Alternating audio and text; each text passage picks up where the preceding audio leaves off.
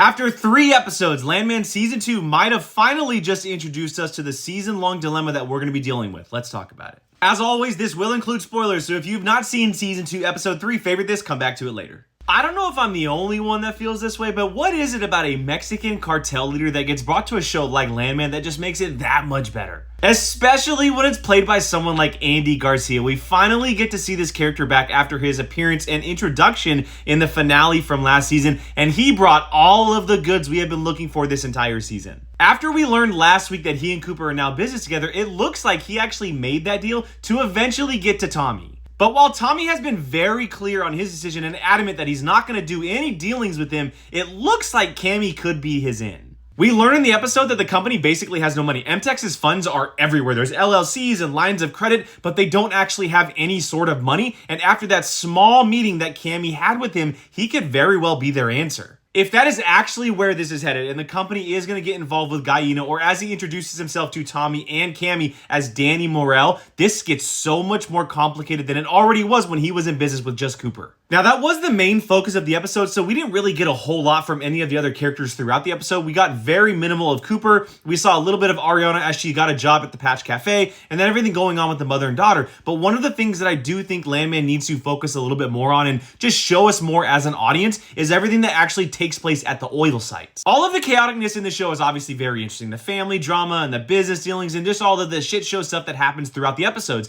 But one of the biggest draws for Landman is the actual oil business, seeing how these workers operate with the equipment that they use and the things that detect things like gas leaks. So while it was like story C in the episode, I was thoroughly invested in everything that was taking place at the oil site, seeing how Dale and the other oil operators were handling that situation, how they were near death, and I really do hope the show starts to show us more stuff like that. Make sure to leave your thoughts on Landman Season 2, Episode 3 in the comments and hit that follow button for more TV reviews just like this one.